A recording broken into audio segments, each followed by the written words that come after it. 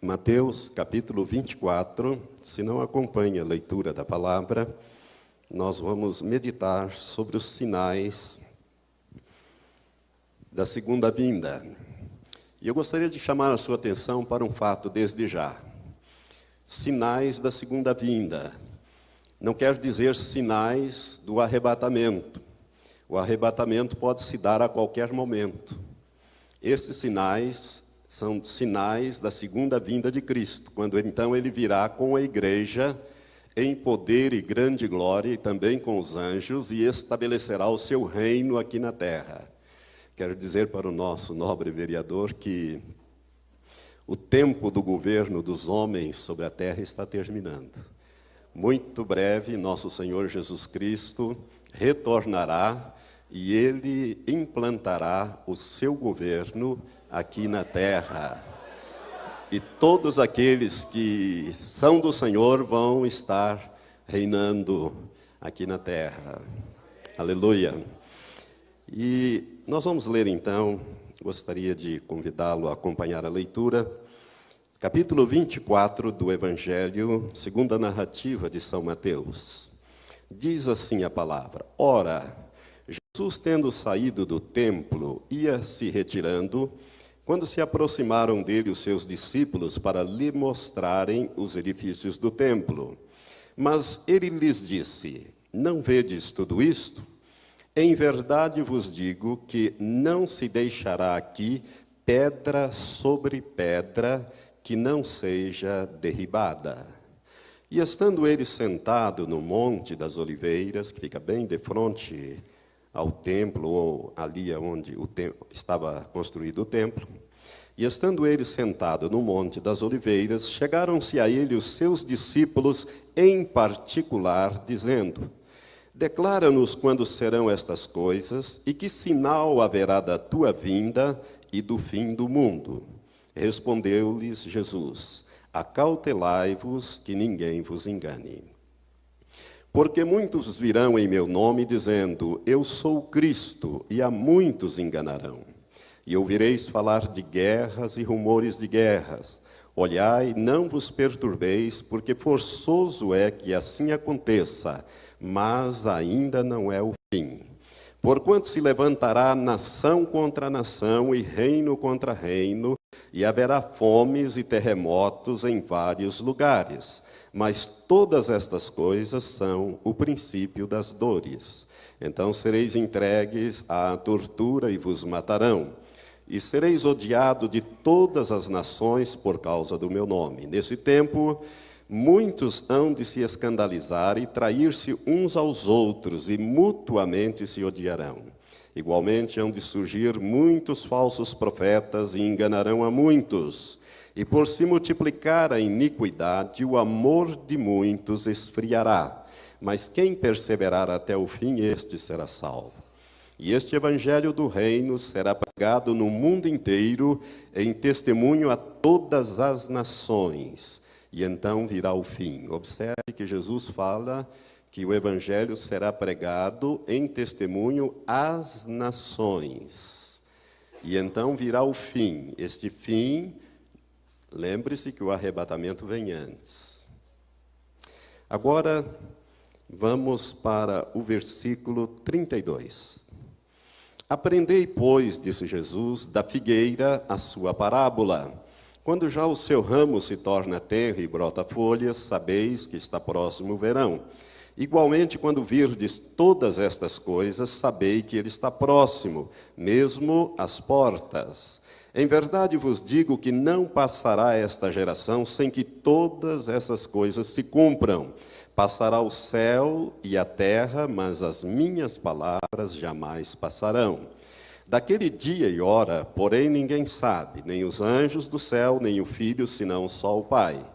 Pois como foi nos dias de Noé, assim também será a vinda do Filho do Homem. Porquanto assim como nos dias anteriores ao dilúvio, comiam, bebiam, casavam e davam-se em casamento, até o dia em que Noé entrou na arca e não o perceberam, até que veio o dilúvio e os levou a todos. Assim será também a vinda do Filho do Homem. Então, estando dois homens no campo, será levado um e deixado o outro. Estando duas mulheres trabalhando no moinho, será levada uma e deixada a outra. Vigiai, pois, porque não sabeis em que dia vem o vosso Senhor.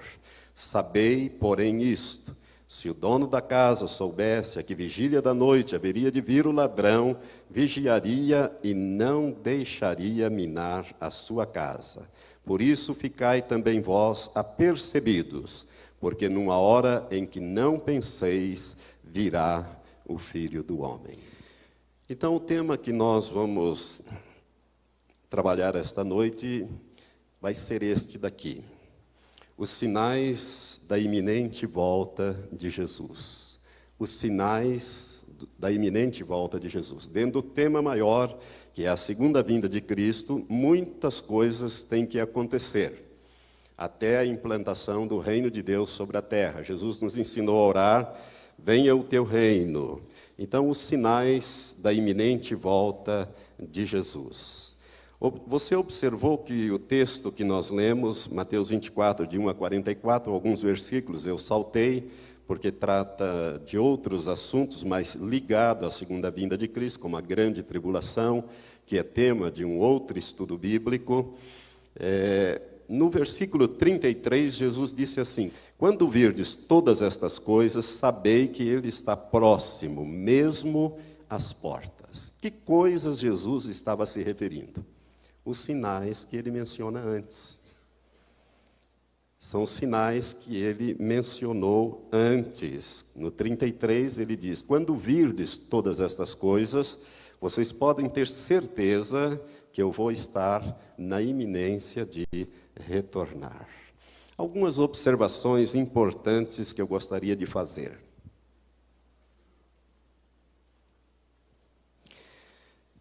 Primeira, este foi o último sermão pregado por Jesus, e foi um sermão pregado, entre aspas, em particular, ou seja, se você observou a leitura do texto, ele foi um sermão que foi pregado aos seus discípulos. 2 dias depois, como nós vemos em Mateus 26, 2, Jesus foi preso e crucificado. Portanto, foi o último sermão que ele pregou. E ele pregou esse sermão em particular.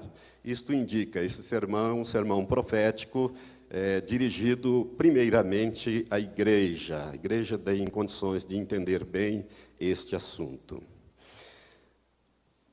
Os discípulos, eles perguntaram, na verdade, eles fizeram uma tríplice pergunta. Por quê? Porque eles ficaram impactados com a reação de Jesus. Quando eles mostraram os edifícios do templo, que Herodes havia ampliado e embelezado, por isso o segundo templo também é conhecido como o Templo de Herodes, onde Jesus pregou, onde Jesus ensinou, eles ficaram impactados quando Jesus fez uma afirmação: que não deixar-se-ia ali pedra em cima de pedra que não fosse derrubada. Eles guardaram aquela palavra e, lá em particular, no Monte das Oliveiras, eles perguntaram: Senhor, quando serão estas coisas? Ou seja, quando é que não vai se deixar aqui pedra em cima de pedra? E eles fizeram uma outra pergunta também: que sinal haverá da tua vinda? Jesus não tinha ido ainda e eles já queriam saber os sinais que marcariam a vinda de Jesus, ou pelo menos um sinal que marcaria a vinda, a segunda vinda de Cristo. E ainda fizeram uma outra indagação: que sinal haverá do fim do mundo? Essa expressão fim do mundo, nós precisamos tomar um certo cuidado com ela. Não se trata do fim do planeta Terra. Por quê? Porque a Bíblia é muito clara, no livro do Apocalipse, no capítulo 5, quando é nos revelado de que Deus comprou de todas as tribos, línguas, povos e nações, homens e mulheres, e os fez reis e sacerdotes, e eles reinarão sobre a terra. Então não se trata do fim do mundo. Essa expressão fim do mundo, ela tem que ser entendida como o fim do governo do homem sobre a terra, porque hoje os homens é que governam a terra né? E, infelizmente, inspirado muitas vezes por espíritos malignos. Mas vai chegar um tempo em que Jesus governará a terra a partir da cidade de Jerusalém. Então, eles fizeram uma tríplice pergunta, e a resposta que Jesus começa a dar, ele começa dizendo, no versículo 5, acautelai-vos para que ninguém vos engane. Porque nesse assunto, irmãos, é possível ser enganado. Então, tome cuidado com aquilo que você ouve, né? Cheque com a Bíblia, né? Procure sempre fazer como os bereanos, para saber se essas coisas estão dentro da palavra de Deus, se elas estão coerentes, se elas formam um conjunto coerente. Sinais enumerados por Jesus. Jesus vai enumerar aqui alguns sinais que nós vamos ver. O primeiro deles é falsos cristos. Ele diz aqui em Mateus 24, no versículo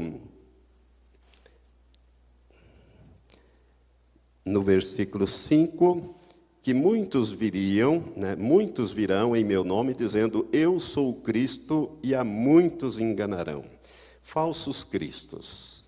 Este é um sinal de que Jesus estará voltando, ou está voltando. E se nós formos ver, sempre tivemos falsos cristos, mas ultimamente tem aparecido alguns muito ousados. Você já ouviu falar deste homem? Reverendo Moon? Seu nome é Sun Myung Moon. E em coreano significa lua do dragão brilhante. Lua é um símbolo das trevas, dragão é um símbolo de Satanás. Brilhante é o nome de Lúcifer, antes da queda, aquele que é o brilhante, o portador da luz, aquele que leva a luz, anjo de luz. Esse homem, ele escreveu um livro chamado Princípio Divino, onde ele faz umas afirmações que você vai ouvir agora, se você ainda não conhece. Ele diz que ele, o reverendo Moon, é o Cordeiro de Deus que tira o pecado do mundo. Ele afirma ser o Cordeiro de Deus que tira o pecado do mundo. Nós sabemos quem é o Cordeiro de Deus que tira o pecado do mundo. João Batista o apontou, não é verdade? Eis aí o Cordeiro de Deus que tira o pecado do mundo, Jesus de Nazaré, ou nosso Senhor Jesus Cristo. Ele também declara neste livro que Jesus fracassou. Isso é um absurdo, mas tem gente seguindo este homem, e não são poucos, são milhares. Milhares de pessoas têm seguido este homem. E ele dá lá suas explicações. Ele diz ainda que ele, Moon, é o novo Salvador vindo da Coreia para o mundo. Como se nós precisássemos de um novo Salvador. Nós já temos um, que é o nosso Senhor Jesus Cristo. Ele continua afirmando neste livro, Princípio Divino, que está traduzido para várias línguas, que ele afirma que era para Jesus se casar e ter filhos, e que ele irá completar esta obra inacabada de Cristo. Irmãos, como tem gente que pode seguir uma pessoa que faz semelhantes afirmações? Ele alega também que falou com todos os líderes mencionados na Bíblia, que ele esteve no céu, Deus lhe deu uma capacidade de entender plenamente as Escrituras, portanto, o que ele fala passa a ser algo recebido de primeira mão. E que ele falou com todos os líderes mencionados nas Escrituras. Isto o torna um homem muito importante nos nossos dias, se nós considerarmos isto como válido. Afirma também que Eva teve relações sexuais com Satanás. Ele afirma isso nesse livro. Né? Se isto for verdade, então todos nós somos filhos diretos de Satanás. Misericórdia. Bendito, irmão. Ele afirma também que os novos convertidos devem receber o sangue de Moon para obter salvação. Irmãos, isto, se você não sabe, ele, de tempos em tempos, ele tira porções de sangue, bolsas de sangue dele, da esposa, que são guardados, e depois ele mistura com vinho. E isto é dado para aquelas pessoas que se casam naquelas cerimônias coletivas que a televisão já mostrou várias vezes, em estádios, não é? Então, pessoas que nunca se viram, ele escolhe quem vai casar com quem, e essas pessoas, então, fazem aquelas cerimônias, às vezes centenas, milhares de casais se casam, e nesta ocasião eles bebem de um vinho misturado com o sangue de Mum, para que se obtenha salvação. Depois, isto é concretizado mediante um período de 3 relações sexuais. Estes são os falsos cristos que estão aparecendo aqui. Você se lembra deste homem, Jim Jones? Jim Jones, ele fundou nos Estados Unidos a Igreja do Povo. E em 1978 ele levou quase 1000 pessoas para uma das Guianas, e ali ele fez com que essas pessoas tomassem veneno. As que não concordaram foram mortas a tiro, e ele depois suicidou. Este homem se declarava o Messias, e arrastou com ele milhares de pessoas nos Estados Unidos, e depois foi decaindo. Ele veio então para uma das Guianas e acabou suicidando. Esse é um falso Cristo. Você se lembra também do homem que tentou matar o Papa João Paulo II, Mohamed Ali Yaka? Ele se declarava o Messias. Quando ele foi julgado perante os tribunais italianos em 1978, ele afirmou ser o Cristo reencarnado. Aí você poderá estar dizendo: graças a Deus, pastor, que essa gente toda são todos estrangeiros, né? Graças a Deus que no Brasil não existe desses aí. Será que não? Você já ouviu falar deste? Iri Cristo, de Curitiba. Ele afirma ser o Cristo reencarnado. E foi manchete, inclusive, da revista Isto É, há uns anos atrás. Não é? Olha para a figura e você vai observar certa similitude com esses quadros que se pintam de Jesus. Um Jesus loiro, olhos claros, cabelos longos, veste com uma roupa branca, uma túnica vermelha. E eu quero dizer para vocês que tem gente seguindo este homem. Parece que agora ele saiu de Curitiba e foi para Brasília. Não sei não, vamos ver o que vai dar isso. Mas Jesus falou sobre os falsos cristos. Falou sobre os falsos cristos. Irmãos, vão acontecer ainda mais. Eu quero dizer para vocês que falsos cristos e falsos profetas são sinais do tempo do fim. E nós vamos ver muita gente operando grandes sinais e maravilhas e arrastando milhares de pessoas após si. Então, você preste atenção nisto. É por isso que Jesus falou que, assim como o relâmpago se mostra no ocidente até o oriente, assim será a vinda do Filho do Homem. Jesus fala disto quando ele toca ali mesmo em Mateus 24 sobre a grande tribulação, que nós não vamos abordar. Um segundo sinal que Jesus falou é sobre guerras e rumores de guerras. Apenas para que você saiba, quero passar rápido por esses temas. No século XX, ocorreram mais de 250 guerras no mundo, entre guerras civis e guerras internacionais. Morreram mais de 100 milhões de pessoas, com um número ainda maior de mutilados no século XX. No século XXI já começou com uma guerra afetando todo mundo no planeta, quando houve em 11 de setembro o ataque aos Estados Unidos por terroristas, e Bush declarou guerra, né, aos países ali, Afeganistão, depois o Iraque, e tudo isso tem afetado o mundo inteiro, né, através dessas guerras. Guerras e rumores de guerras. Isso fala, irmãos, do cavalo vermelho, quando a paz é tirada da terra. O segundo selo de Apocalipse, capítulo 3, versículos 3 e 4. A paz é tirada da terra. Jesus fala também, quando ele está falando com os discípulos, sobre nação contra nação. Nações que parecem amotinadas. Hoje as nações não se entendem. E para você ter uma ideia, na Guerra do Golfo de 1991, 88 nações aprovaram a invasão do Iraque, porque ele havia invadido o Kuwait, ou Kuwait, né? Então, 88 nações aprovaram esta guerra e 28 delas enviaram tropas, inclusive da América Latina, apenas a Argentina enviou tropas para esse lugar. O quarto sinal que Jesus fala aqui em Mateus 24 é sobre a fome.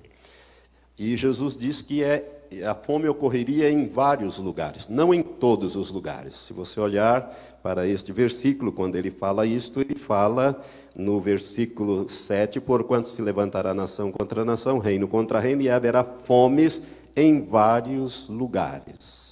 A fome é o cavalo preto de Apocalipse 6. Nós temos o cavalo branco, que é o anticristo. Ele é liberado, ele já foi liberado, ele já está agindo, né? E breve deverá assumir o seu lugar na história. Não vamos falar sobre o anticristo, mas ele já está praticamente pronto para assumir o seu lugar na história. E ele representa o cavalo branco, aquele que recebeu então uma coroa, um arco, e saiu vencendo e para vencer. O cavalo vermelho é a paz tirada da terra, quando há guerras e também a violência, o aumento da violência no mundo, e o cavalo preto, que representa a fome. E eu quero falar um pouco sobre fome. Irmãos, as mudanças climáticas ocasionadas pelo aquecimento global têm trazido fome no mundo. Não sei se você está acompanhando isto mais de perto, mas em razão da mudança do clima, nós temos, o aquecimento global tem gerado mudanças do clima. Por exemplo, nós estamos aí com meses sem chuva no sul. Rio Grande do Sul, que é um país produtor de grão, parece o Nordeste, com aquele solo rachado. Hoje choveu em Santa Catarina, estava vendo a notícia agora há pouco, fazia 3 meses que não chovia numa região produtora aí em Santa Catarina, choveu hoje, estavam agradecendo a Deus pela chuva. Enquanto que lá no norte do país, as cidades estão debaixo d'água, as pessoas estão morrendo, né, os rios transbordando, são coisas que estão invertendo. O clima está descontrolado. Os cientistas já chegaram a esta conclusão e estudos que têm sido feitos têm sido muito sérios. Eu vou falar um pouquinho mais para frente. Essas coisas todas, principalmente o problema da água no Oriente Médio, pode levar o Oriente Médio a guerras, principalmente Israel. Vocês sabem que Israel ele anexou as colinas de Golã depois da guerra de 1967, e a razão disto, porque as colinas pertenciam à Síria, é que as nascentes do Rio Jordão estão nas colinas de Golã, no Monte Hermon. Então, se a Síria desviar as nascentes do rio para o território sírio, o Rio Jordão seca e o lago o Mar da Galileia, que é um lago onde está o maior reservatório de água potável, água doce de Israel, acaba secando. Então, Israel anexou esse território por esta razão. E, pelo jeito, não vai devolver. Essas coisas podem gerar guerra, possivelmente vão gerar.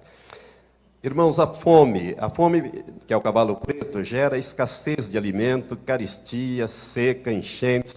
Você está notando como estas coisas estão acontecendo nas áreas produtoras. Observe essas coisas, comece a ficar atento para você ver, inclusive a carestia, o aumento do preço dos alimentos. Jesus fala sobre isso, e eu gostaria ainda de continuar trazer essa informação para você. Até 2006, ou um pouco antes de 2006, o estoque mundial de alimentos sempre foi para 40 dias. Ou seja, se todos na Terra fizessem as 3 refeições diárias, o estoque de alimento produzido daria para 40 dias, alimentar a população, todo mundo fazendo as 3 refeições básicas, né? Café da manhã, almoço e janta. Você sabe que nem todos fazem. Mas em 2006, este estoque ou esta produção de alimentos no mundo, ela caiu para 4 dias. Ou seja, se todos comessem as 3 refeições, fizessem as 3 refeições, o estoque de alimento em 2006, isso dito por cientistas que estudam este assunto, só daria para 4 dias. Dados fornecidos pela FAO, que é um órgão da ONU que controla as informações sobre produção e distribuição de alimentos, afirma que mais da metade, em 2008, em junho de 2008, nós passamos de 6 bilhões 666 milhões de seres na Terra. Foi dia 8 de junho. Irmãos, mais da metade desses 6 bilhões e 666 milhões, não faz as 3 refeições diárias. Faz 1 e 2, mas não consegue fazer as 3. Isto uma vez levou o secretário de Defesa dos Estados Unidos, há uns anos atrás, há umas décadas atrás, Robert McNamara, a dizer que metade do mundo não dorme porque tem fome, e a outra metade não dorme porque tem medo dos que têm fome. Isso é uma grande realidade. A fome é algo muito sério, é muito sério. E aqui tem uma informação também, dado da FAO. 1 bilhão e 300 milhões de pessoas têm menos de $1 para se alimentar por dia. 1 bilhão e 300 milhões de pessoas. A fome é uma realidade. Há uma semana atrás, exatamente no dia 7 desse mês, eu estava, por acaso, vendo um discurso do senador Pedro Simão no Congresso Nacional. Eu estava lendo esse discurso, muito preocupado com essa situação da gripe suína e gripe de frangos, que mataram milhões de frangos, agora já estão falando em matar os porcos, por causa da gripe suína. O Egito já mandou matar todos os porcos. Isto tudo gera fome. E ele, preocupado com isso, com esses vírus e essa coisa toda, ele estava lendo um discurso. E ele fez uma afirmação ali que me chocou, eu não sabia. Ele disse que 4 pessoas morrem por minuto na Terra de fome. A cada minuto, 4 pessoas morrem na Terra de fome, ou por causa da fome. A fome é uma realidade nos nossos dias, e ela está indicando a volta de Jesus. Jesus disse que estes sinais antecederiam a sua segunda vinda. Portanto, nós precisamos estar atento a isto.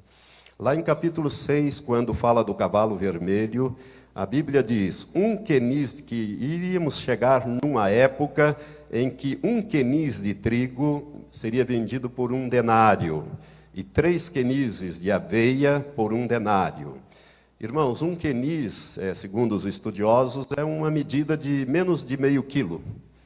Seriam 450 gramas de trigo pela jornada de trabalho de um trabalhador. 20, 30 reais, que é o que ganharia um trabalhador braçal, da roça, ou qualquer coisa assim, né? E a aveia é o alimento dos animais, dos cavalos, dos bois e das pessoas pobres, né? 3 quenizes, 3 porções, valendo 1 denário. Mas há ali uma afirmação muito importante que eu gostaria de trazer para você. Deus disse: não danifiqueis o azeite e o vinho.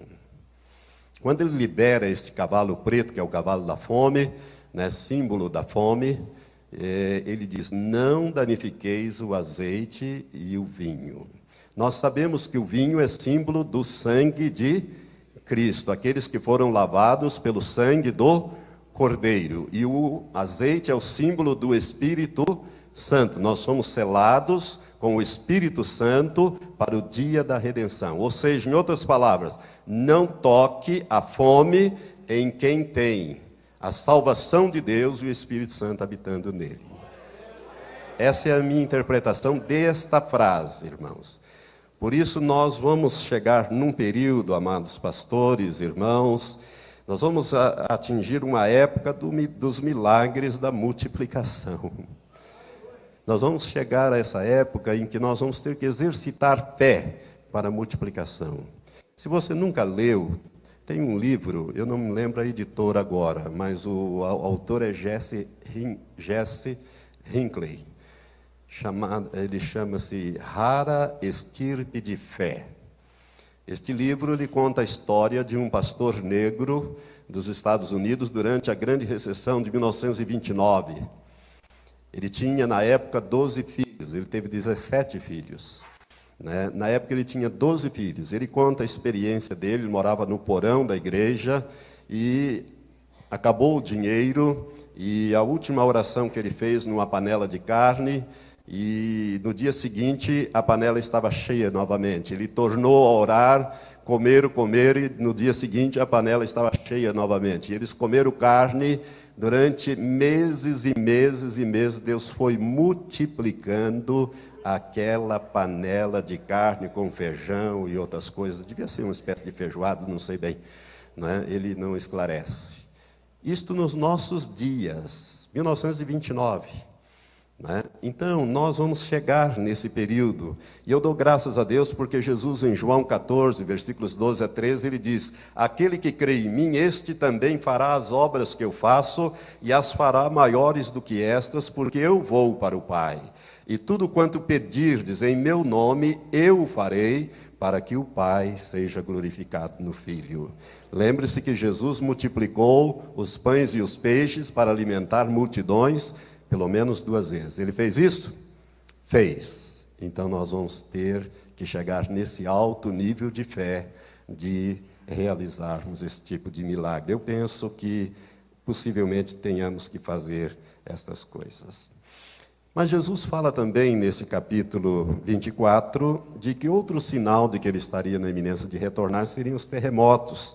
E esses terremotos ocorreriam em vários lugares.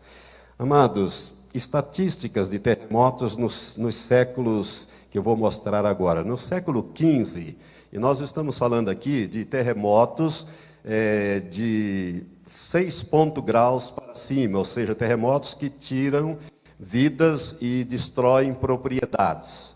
No século XV, nós tivemos 174 grandes terremotos, no século XVI, 253, no século XVII, 378, no século XVIII, este número já subiu para 640, no século XIX, triplicou, passou de 3 vezes, 2.119, no século XX, até 1950, nós tivemos 2.500 grandes terremotos. Para você ter uma ideia, em 9 anos, do ano 2000 até o ano 2008, nós tivemos 1.460 grandes terremotos, conforme essa tabela que eu tirei da internet, de números de terremotos no mundo de 2000 e 2008, captados pelo Centro Nacional de Pesquisas Geológicas dos Estados Unidos.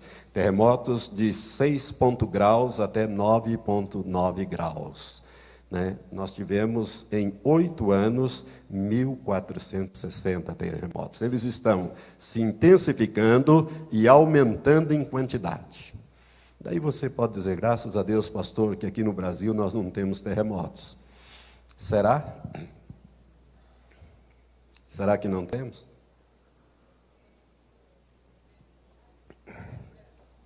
João Câmara, lá no Ceará, diz que temos. Minas Gerais também, de vez em quando, sai no noticiário. Já até morreu uma criança lá, caindo uma das paredes em cima dela. E aqui em São Paulo, né, no litoral, nós tivemos, o ano passado, um terremoto de 5,3 que moveram coisas, objetos nos edifícios mais altos, Santa Catarina, em Florianópolis, Curitiba também, ele atingiu esta área, 5,3. Irmãos, terremotos é um sinal claro de que Jesus está voltando. Nesses terremotos que eu mencionei, esses últimos 9 anos, né, pelas estatísticas oficiais, morreram 463.586 pessoas. Outros fenômenos da natureza.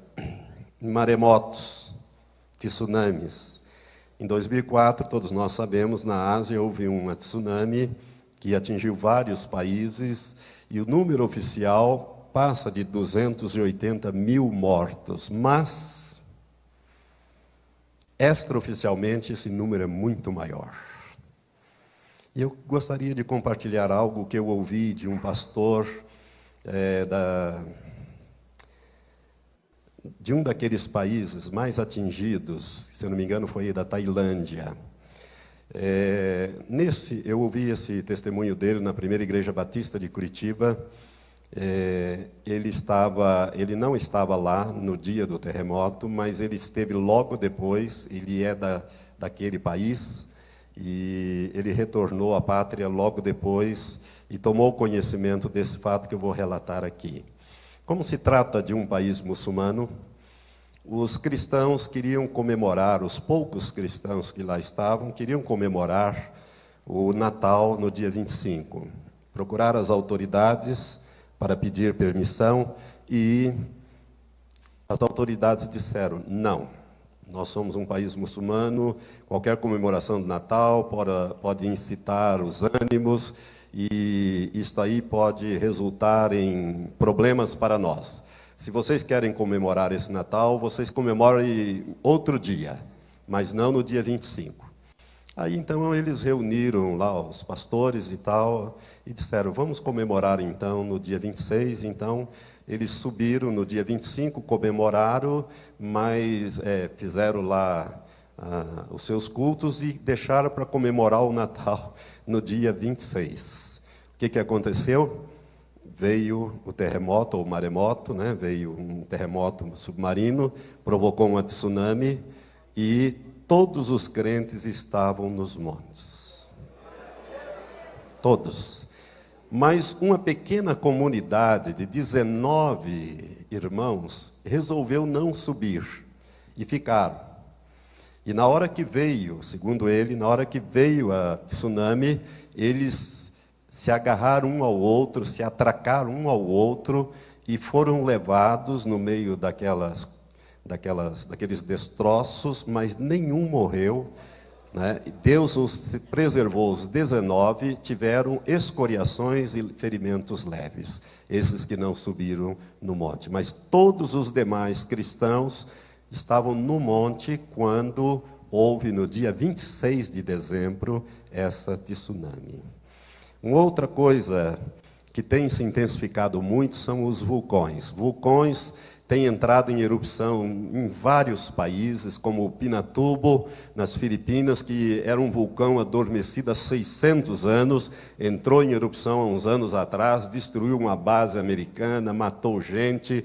Vulcões é um sinal de que Jesus também está voltando. As dores de parto da natureza. Irmãos, furacões, o que nós poderíamos falar sobre furacões? Eles estão aumentando cada vez mais de intensidade e número. O Katrina, se você não sabia, o Katrina, que arrasou uma parte de New Orleans ou Nova Orleans, se ele tivesse mantido o seu trajeto, 40 quilômetros, ele teria arrasado toda a cidade, teria morrido milhares de pessoas, quiçá até milhões de pessoas. E como o Katrina, outros terremotos, outros furacões têm varrido principalmente os Estados Unidos. Os Estados Unidos é um país que está sob juízo de Deus. Nós vamos ver isso mais para frente. Derretimento das calotas polares e aumento no nível dos oceanos. Isso são estudos científicos feitos, irmãos. Pela primeira vez, os satélites mostraram em 2006, ou melhor, em 2007, foi possível no Polo Norte atravessar de um lado para o outro de navio sem ser navio quebra-gelo. A espessura do gelo no Polo Norte está cada vez mais fina. No verão, antigamente, a espessura do gelo, há algumas décadas para trás, 50, 60 anos para trás, a espessura do gelo era em torno de 20 a 30 metros de espessura. Hoje, em 2007, chegou a 1,80 m. Né? O Polo Norte, ele é formado de gelo, ele não tem terra embaixo. É diferente do Polo Sul, que tem terra embaixo e tem os gelos. Mas mesmo no Polo Sul, por causa da camada de ozônio, né, que tem afetado, porque ela está aqui em cima do Polo Sul, na Antártida, essa camada de ozônio ela tem feito derretimento de grandes icebergs, iceberg maior do que a cidade de São Paulo. Tem se desprendido e a televisão tem mostrado isso. Isso tudo está indicando a proximidade da vinda de nosso Senhor Jesus Cristo. O nível dos oceanos estão subindo, né, e você está vendo cada vez mais a natureza com dores de parto. Jesus fala também de pestes, cavalo amarelo. Esse cavalo é um cavalo terrível, né, porque ele é cavalgado pela morte e o inferno, a morte vem matando e o inferno recolhendo. O inferno segue a morte, no caso ali. Nós vemos as pestes, esta AIDS, eu nem procurei o número atual, porque esse número só sobe. São milhões e milhões de pessoas infectadas pelo vírus da AIDS no mundo, principalmente na África, mas no mundo inteiro, agora atingindo principalmente as mulheres e as crianças. Nós poderíamos colocar aqui, junto com a AIDS, nós poderíamos colocar, né, a dengue, que tenha matado pessoas no terceiro mundo, a febre amarela e outros tipos de pestes que têm andado por aí. Mas quero falar sobre a gripe espanhola de 1918, com o vírus H1N1, que uma estimativa bem conservadora diz que morreram entre 40 a 50 milhões de pessoas em 1918. Porque era muito difícil, olha, mesmo assim era muito difícil as pessoas se deslocarem em 1918. Hoje, os deslocamentos se faz de uma maneira assombrosa, né? Uma pessoa está aqui hoje em São Paulo, amanhã ele já está na China, né, do outro lado da Terra, né, e levando esses vírus, essas coisas para lá. As estimativas mais conservadoras de 40 a 50 milhões. Por quê? Porque, na época, as estatísticas da China e da Índia não eram confiáveis. Alguns cientistas dizem que o número real gira em torno de 80 a 100 milhões de mortos na gripe espanhola. Foi a mais devastadora até hoje. A gripe asiática de 1957-58, na China, com o vírus H2N2, ela ceifou cerca de 1 milhão de vidas. E a gripe de Hong Kong, em 1968-69, que é o H3N2, né, que é a chamada gripe das aves, transmitida do frango, das aves, né, com cerca também de 1 milhão de mortos. A SARS, que é a Síndrome Respiratória Aguda Severa, de 2003, na Ásia, conseguiram conter bem essa SARS e tivemos cerca de 8 mil casos registrados, em torno de 800 mortos, apenas 800. A gripe das aves, em 2005, que iniciou-se na Áustria, o vírus H5N1, ele matou muitas pessoas também. E a imprensa parece que parou de falar, mas ele continua matando gente. É que não tem se divulgado, por isso eu não tenho um número mais atualizado, mas continua matando gente. E agora, em 2009, o H1N1, no México, em andamento. Eu não sei, porque eu estive lá no Vale da Bênção, eu não sei como é que... Lá não tem televisão, né, pastor? Então, não sei como que anda os números, mas deve ter subido bastante os números de infectados e também de mortos. Então, estas pestes fazem parte desse cenário de mortandade que antecede a volta de nosso Senhor Jesus Cristo. A varíola é talvez o maior pesadelo daqueles que conhecem esse assunto. A varíola é considerada, desde 1980, erradicada da Terra. Não há varíola na Terra. Em contrapartida, os Estados Unidos e a Rússia, eles preservaram o vírus da varíola intacto, puro, para fazer armas bacteriológicas. que se sabe são esses 2 países que possuem o vírus da varíola. Agora, a varíola é terrível, amados, porque em 3 pessoas infectadas, 2 morrem e a terceira fica num estado deplorável. Por isso que quando, na Guerra do Golfo, o Saddam Hussein, antes do Saddam lançar aqueles mísseis Scud contra Israel, Israel vacinou toda a sua população contra a varíola. Israel é um dos poucos países do mundo que tem vacina para toda a sua população. Os Estados Unidos não tem, eles só têm vacina suficiente para vacinar as Forças Armadas, forças policiais e o pessoal da área da saúde, médicos, enfermeiros, essas coisas. O mesmo acontece com os países europeus e russos também. Por isso que é o pesadelo. Por quê? Porque se a varíola for usada como guerra bacteriológica ou voltar, não há proteção para ela. Ela mata mesmo. Multiplicar da iniquidade. Jesus falou aqui também em Mateus 24 que haveria um multiplicar da iniquidade. No versículo 12, ele diz que por se multiplicar a iniquidade, o amor de muitos esfriaria. E nós vemos isto acontecer diante dos nossos olhos. Eu tenho um recorte de jornal que eu poderia mostrar, está aqui, mas vou poupar, quero andar um pouco mais depressa. Mas tem um recorte de jornal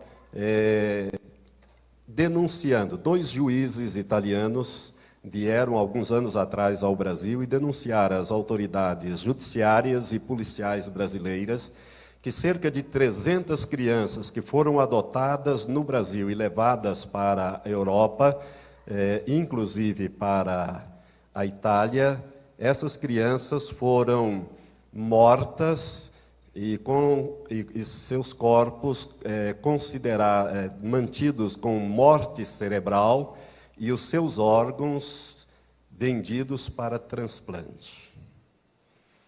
Irmãos, uma criança totalmente retalhada chegava a render a estes homens iníquos cerca de $1,5 milhão de dólares. Os órgãos eram vendidos entre 40 mil a 100 mil, dependendo do órgão.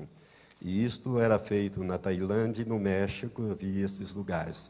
Eles trouxeram documentos e comprovatório disso, né? Por isso que o governo tomou algumas atitudes mais drásticas em relação à adoção, principalmente internacional, mas isto vem acontecendo, inclusive crianças que são mortas ou desaparecem e às vezes são vendidas e retalhadas para esta finalidade. Eu digo para você, se isto revolta o nosso coração, imagina o coração de Deus.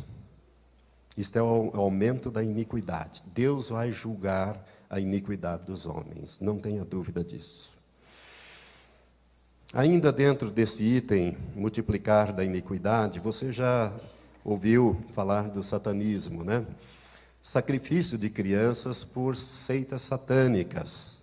Nós tivemos um caso no Paraná, na cidade de Guaratuba, em que, na época, envolveu a esposa do prefeito, a filha do prefeito, deu uma repercussão internacional. Este caso foi julgado, comprovado, a criança, o menino, foi sacrificado num ritual satânico.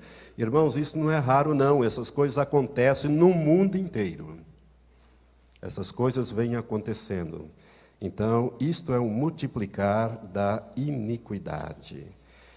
Os jornais e a televisão têm mostrado pais matando os filhos, como aquela menina Isabela, né, que acho que foi em São Paulo, né, que o pai e a madrasta jogaram lá do prédio, aquela criança que teve uma repercussão nacional e até internacional. E quantas notícias nós vemos de pais matando filhos e filhos matando pais por causa de herança. Isso, irmãos, é o multiplicar da iniquidade. Por causa disso, o amor de muitos, ou dentre os muitos, esfriaria. Nós estamos vivendo esse tempo. Nem animais fazem essas coisas. Os animais procuram preservar os seus filhos. Homicídio sem nenhuma razão. Nós temos visto aí assaltos em postos de gasolina, onde os ladrões, depois de terem tudo o que queria, atira nos caixas, nas pessoas. Uma moça, uma senhora morreu esses dias, deixando uma criança, né? Esses assaltos em coletivos, em ônibus, morte de cobradores, sem nenhum motivo, as pessoas estão matando umas às outras. Né? Teve uma repercussão muito grande no meio evangélico, aquele caso daquele casal com a filha que vieram da igreja e desceram num determinado lugar, e 3 assaltantes abordaram e pediram a bolsa da moça, ela entregou, mas quando eles iam, ela disse: me deixe, por favor, a Bíblia e o crachá. Eles deram a Bíblia e o crachá, mas deram um tiro na cabeça da moça e matou. Sem nenhuma razão estas coisas estão acontecendo. É o desamor, né? É a falta de valorização da vida, esse é o multiplicar da iniquidade. Jesus disse que ela se multiplicaria. O que falar então das chacinas e dos abortos? Nos Estados Unidos ocorre 5 milhões de abortos por ano, e agora, com o novo governo, foi liberado o aborto e, inclusive, dinheiro para se abortar por conta do Estado. Isto vai aumentar violentamente. Chacinas, aborto, aqui no Brasil dá mais de 1 milhão por ano. Linchamentos, são todas situações do multiplicar da iniquidade. A iniquidade não está somando, ela está se multiplicando. Amados, a Bíblia fala também, não é Jesus que fala em Mateus 24, mas a Bíblia fala em Daniel 12, que haveria um outro multiplicar, que é o multiplicar da ciência. Em Daniel 12:4, a Bíblia fala de que nos últimos dias os homens correriam de um lugar para o outro e a ciência se multiplicaria. Então é o multiplicar da ciência. Hoje os homens parece que não param, né? Eles andam de um lugar para o outro, as distâncias encurtaram, né? É um multiplicar da ciência. O grande cientista Newton, Sir Isaac Newton, ele, muito famoso, né? Criou, a ele devemos a mecânica celeste, a matemática newtoniana, né? Ele é considerado o pai dos cientistas modernos, né? E a lei da gravidade, descoberta por Newton. Newton era um estudioso da Bíblia, ele era um homem muito crente e gostava de estudar profecias. Ele estudava muitas profecias, tanto que quando ele se aposentou da reitoria da Universidade de Cambridge, na Inglaterra, ele foi substituído pelo grande economista John Maynard Keynes. E Keynes, ao examinar os escritos que Newton havia deixado lá, ele ficou espantado, porque 60% do que Newton deixou escrito não era sobre mecânica celeste, não era sobre matemática, não era sobre a lei da gravidade, era sobre escatologia, era sobre profecias do tempo do fim. Newton acreditava que havia um código oculto na Bíblia e que não só a Bíblia, como todo o universo era um grande criptograma escrito pelo Deus Todo-Poderoso para que o homem decifrasse. Ele deixou isso escrito, inclusive. Nós vamos falar sobre o código da Bíblia mais para frente. Um dos estudos vai ser este. E nós vamos voltar a Newton. Mas Newton, estudando Daniel 12:4, ele deixou algo escrito. Ele disse assim, que a ciência ia, nos últimos dias, se multiplicar tanto, mas tanto, que o homem seria capaz de viajar a espantosa velocidade de 80 km por hora.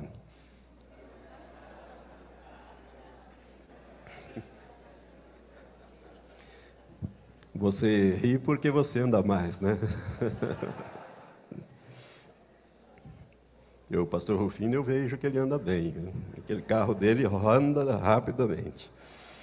Voltaire, que veio bem depois de Newton, um homem muito inteligente também, sádico, ateu, ele, olhando para esses escritos, ele dizia aos seus companheiros: veja o que o estudo da Sagrada Escritura fez a grande mente de Newton, dizia Voltaire.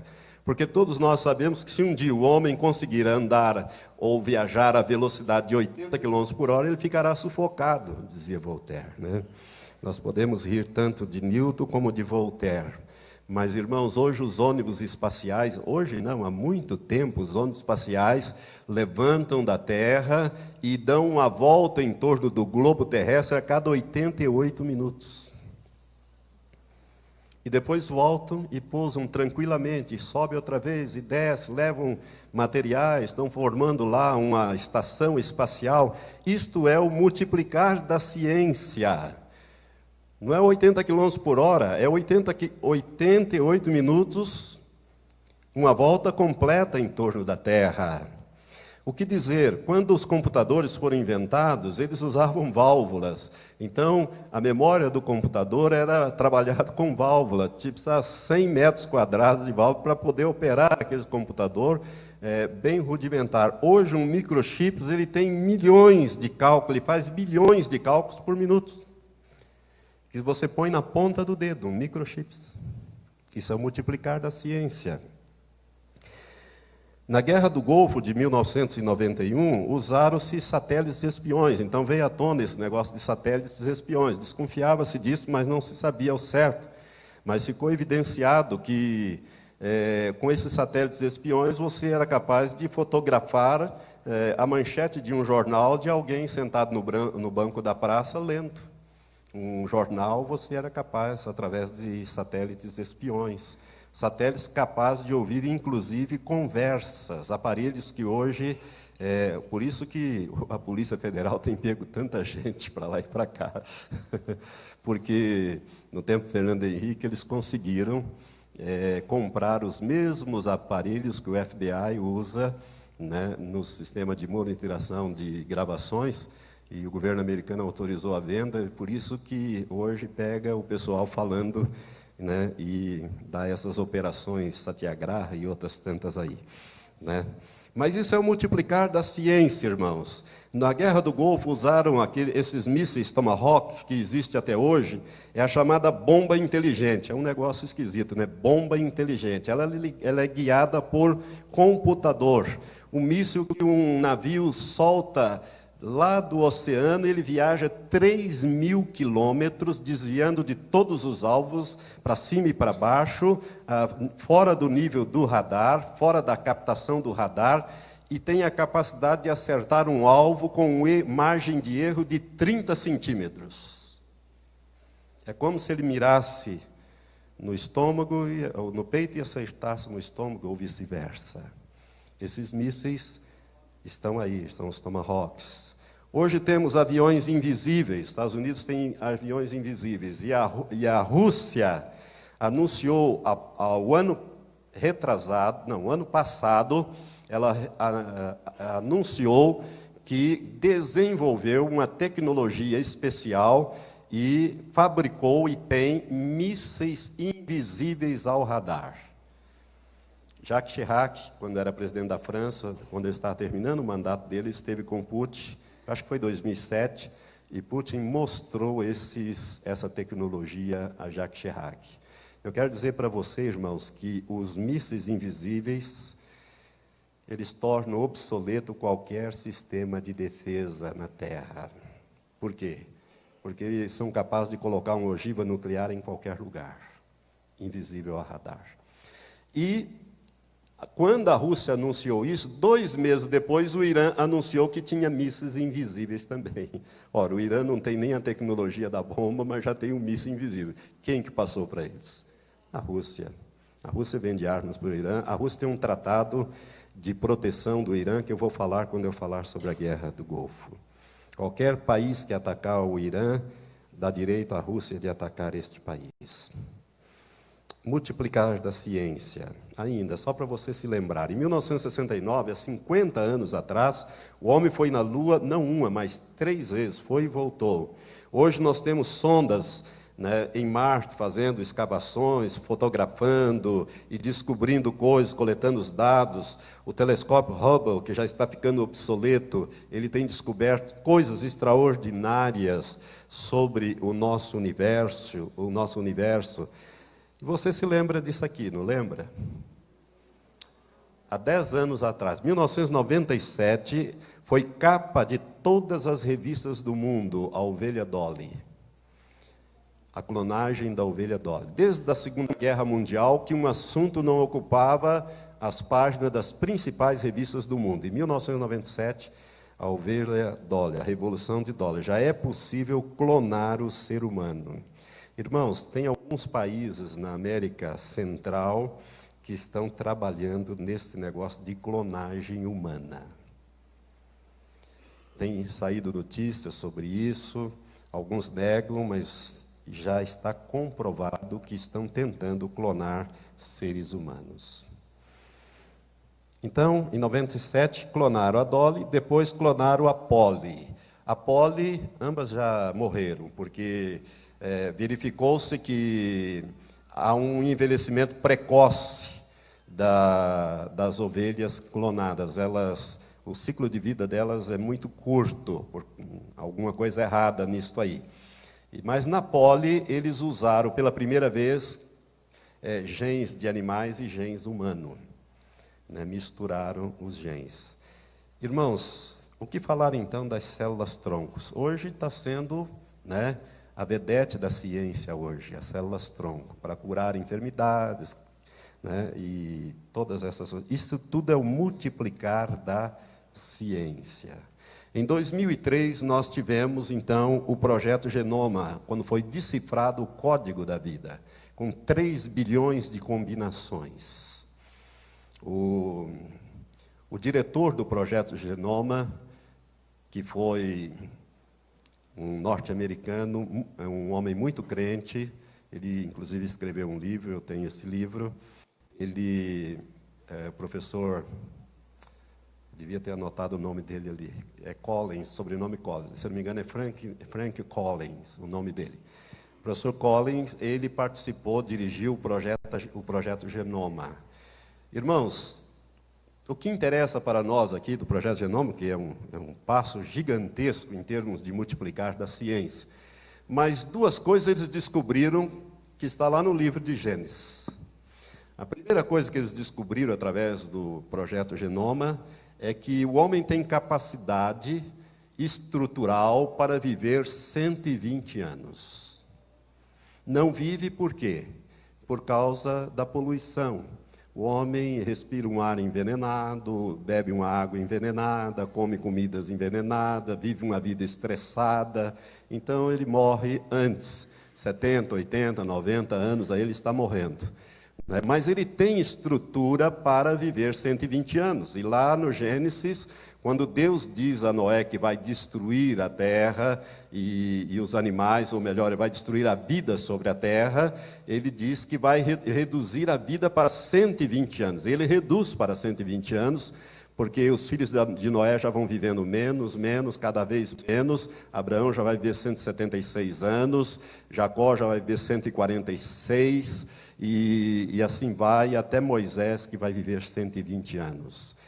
Mas a estrutura, agora se descobriu que o homem tem estrutura para viver 120 anos, o que Deus já dizia em Gênesis capítulo 6.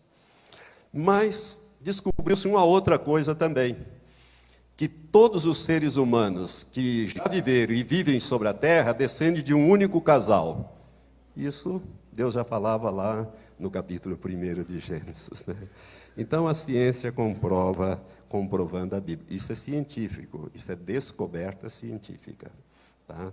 Através deste Código da Vida ou o Projeto Genoma. Para você saber, todo o conhecimento científico se renova entre 3 a 5 anos. E em algumas áreas, em tempo menor, como a informática, que se renova a cada 6 meses. Cada 6 meses, esse computador aqui já está defasado. Se ele tiver mais 6 meses, ele já está defasado. Já tem outro mais atualizado, aí pronto. Vamos ler no capítulo 17, no versículo 20. Jesus fala assim, no capítulo 17, melhor dizendo, no versículo 25.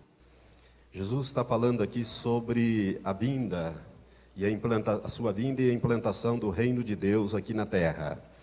Ele diz no versículo 25, Mas primeiro é necessário que ele padeça muitas coisas e que seja rejeitado por esta geração. E no versículo 26 ele diz: como aconteceu nos dias de Noé, que é este o sinal que eu gostaria de falar agora, dias de Noé, como aconteceu nos dias de Noé, assim também será nos dias do Filho do Homem. Comiam, bebiam, casavam e davam-se em casamento, até o dia em que Noé entrou na arca e veio o dilúvio e os destruiu a todos. Como também, Jesus continua falando, da mesma forma aconteceu nos dias de Ló. Comiam, bebiam, compravam, vendiam, plantavam e edificavam. Mas nos dias em que Ló saiu de Sodoma, choveu do céu fogo e enxofre e destruiu a todos. Assim será no dia em que o Filho do Homem se há de manifestar. Amados, quando Jesus ele está falando aqui sobre os sinais que antecederiam, lá em Mateus 24 ele também toca nos dias de Ló, ali naquele texto que nós lemos, ele disse que seria como nos dias de Ló, quando ele estivesse na iminência de retornar, os dias que as pessoas estariam vivendo seria como nos dias de Ló. E se você ler em Gênesis 6:11, você vai ver que o que caracteriza os dias de Ló é o aumento da violência. A terra se encheu de violência, a ponto de Deus dizer: eu vou destruir a vida que há sobre a terra, tanto dos homens como dos animais. Não é? Deus, ele se ira com tudo aquilo e ele diz: eu vou destruir. E a razão ele dá no versículo 11, porque a terra encheu-se de violência. Então, uma das características principais dos dias de Noé é o aumento da violência. Hoje, como é que nós estamos com a violência? Eu acho que não precisamos nem falar sobre isso. Todos nós sabemos do aumento da violência. Há 20, 30, 40, 50 anos para trás, a vida era outra. Havia um outro estilo de vida, uma outra maneira de viver. As pessoas podiam sair de casa, passear tranquilamente. Lá no Paraná, no norte do Paraná, me lembro bem, meu tempo ainda de mais novo, as pessoas não tinham televisão naquele tempo, era mais rádio, elas conversavam, punham as cadeiras para fora, os vizinhos se conheciam, sentavam, conversavam. Não havia. Hoje as pessoas se trancam atrás de grades e os bandidos ficam soltos aí, praticando as maiores barbaridades. O aumento da violência, irmãos, é em todo o globo terrestre, não é no Brasil apenas, é em todos os lugares. Não é? Então, nós estamos vivendo os dias de Ló. Além disso, a zombaria e a incredulidade caracterizam também os dias de Ló, mas principalmente a violência. Jesus disse então que quando ele estivesse na iminência de retornar, seriam como nos dias de Noé. E, além disso, esses dias de Noé, ele caracteriza-se pelo cavalo vermelho de Apocalipse 6, quando ali é dito que a paz é tirada da terra. Hoje os homens não têm paz, eles buscam a paz, mas não têm paz. Ninguém tem sossego em lugar nenhum, não é verdade? Você às vezes até se tranca lá nos apartamentos, aí vem aquelas quadrilhas, domina o porteiro e sai fazendo aquele arrastão de cima e embaixo. Nos condomínios fechados tem entrado também. Enfim, não há segurança, a paz foi tirada da terra, nós estamos vivendo esses dias. Mas Jesus disse que seria também como nos dias de Ló. Se você examinar todo o capítulo 19 de Gênesis, você vai ver como é que eram os dias de Ló. Os dias de Ló se caracterizam principalmente pelo aparecimento ou aumento, no caso lá, da sodomia. A palavra Sodoma dá origem à palavra sodomia, que é o homossexualismo masculino e feminino. O homossexualismo e o lesbianismo. Hoje, irmãos amados, nós temos paradas gay em todo o mundo, inclusive em Israel. Não sei se você sabia disso, mas tem parada gay em Israel. Isto está enchendo a medida da iniquidade. E toda vez que o pecado sobe, Deus, que é paciencioso, ele deixa que o pecado atinja uma certa medida para colher. Quando Deus fala a Abraão sobre o seu povo, que Abraão ia dar origem àquele povo, Deus disse assim: saiba com certeza que a tua descendência será escrava na terra e vai servir um país 400 anos. Depois eu vou tirá-los de lá. E eles vão sair, inclusive, com riquezas. Mas Deus dá a razão por que queria passar 400 anos. Ele diz: porque a medida da iniquidade dos amorreus ainda não está completa. Então, olha, nós estamos vivendo os dias de Ló. Hoje a televisão tem divulgado, incentivado, e hoje nós já temos 7 países que aprovaram o chamado casamento com pessoas do mesmo sexo, o casamento neutro, como a Holanda, a Espanha, a Bélgica, o Canadá, a África do Sul, a Noruega, e a partir de 1º desse mês agora, também a Suécia implantou o chamado casamento neutro ou casamento do mesmo sexo, com todos os direitos, deveres de um casamento normal. Nós estamos vendo umas coisas terríveis acontecer, casais sendo autorizados a adotar. Ora, se um casal de homossexuais adota um menino, o que vai ser esse menino? Qual é o padrão, que referencial ele vai ter? Se for lésbica, que referencial essa criança vai ter? Ela vai ser lésbica também, vai ser homossexual também, ele vai copiar. Irmãos, nós estamos vivendo esse tempo difícil, tempos trabalhosos, que a Bíblia fala, que são os dias de Ló.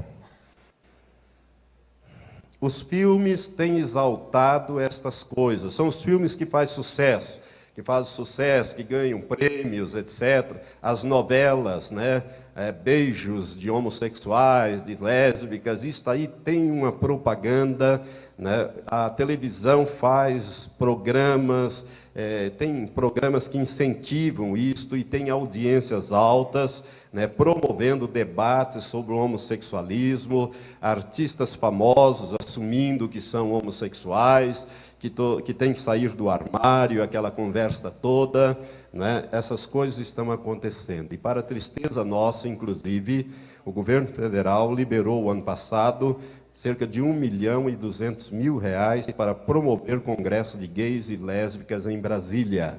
E deu apoio oficial a este congresso.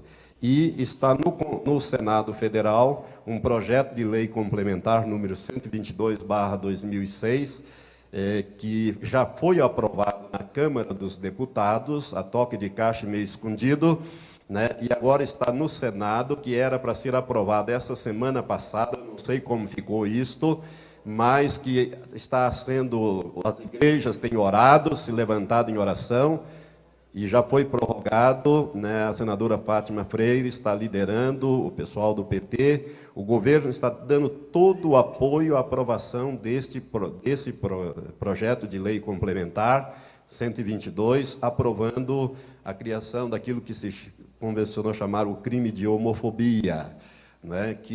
Então, se isto for aprovado, eu quero dizer para você, minha amada irmã, que se você tiver uma empregada e você descobrir que ela é lésbica e você a despedir, você vai ficar sujeita a uma pena de 2 a 5 anos de prisão. Isso está nesse projeto. Se você, pastor, se recusar a fazer um casamento de um homossexual ou de uma lésbica, fica sujeito à mesma pena. Enfim, irmãos, está tirando a liberdade que nós cristãos temos.